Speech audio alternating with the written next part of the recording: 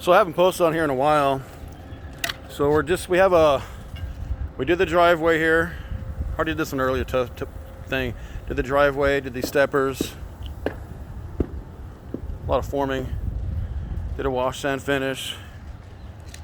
This front porch was all cracked and messed up, and we did an overlayment on it from Versatile Building Products in Anaheim. They have a place in Texas also, but you just grind the floor down real good. Just want, just to take a layer of junk off, just expose the nice fresh cement. You then you mix up an A and B epoxy. It's an epoxy, but it's also a moisture barrier which it holds. I'm not exactly sure the technical. It's like almost like 8 pounds per square inch of water, of pressure, of moisture. Locks it out, and then you grind it. You trowel on the epoxy, the moisture barrier. You broadcast the sand they call it to broadcast the sand to refusal, to where you're just throwing sand on top of sand and can't take anymore.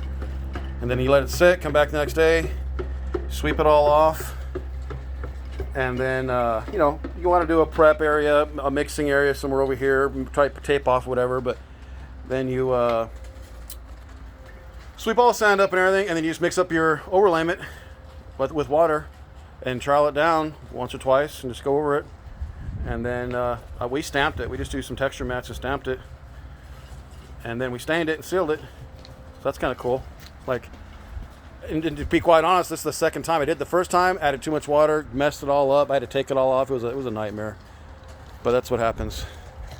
And so this is the last of it right here.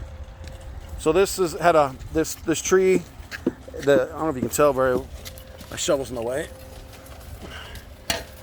But that root down there, it's kind of like a high root system. It's just kind of, a lot of times the trunk just goes straight down into the grass. You don't see it. And that in that case, we could have just put grass around it. But all of that, see,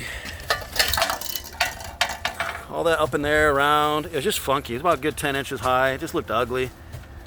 And so we just decided to go around it. So I formed up, but you can see the existing old concrete. I say old, it's only a day old. We formed that up, a 4-inch little wall with rebar in it.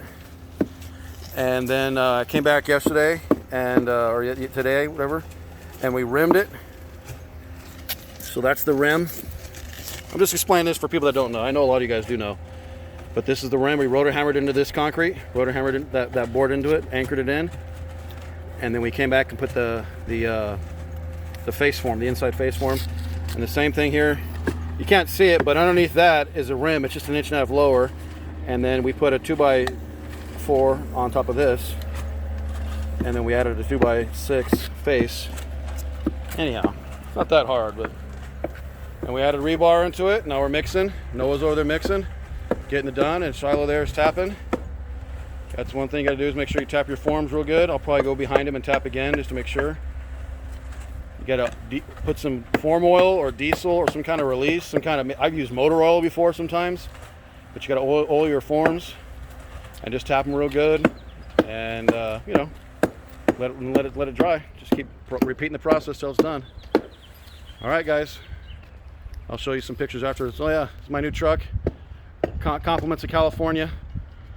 My other truck, my old truck, was fine. It was a 2006. It was old. It had 200,000 miles on it. It was diesel.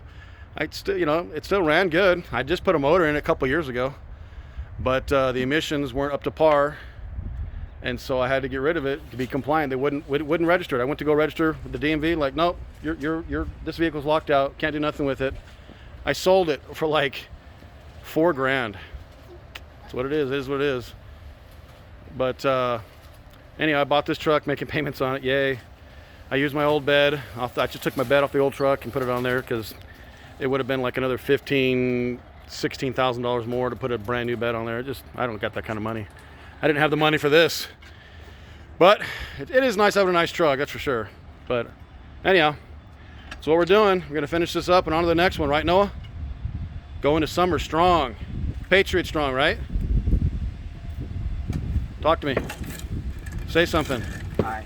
Hey, who did you vote for? Did you vote for Donald Trump or Biden? Biden. You voted for Biden? Whoa, bro. That just shows you the youth of today. Are you part of that cancel culture? No, are you woke? I don't know. You're not awoke yet? All right. See you guys.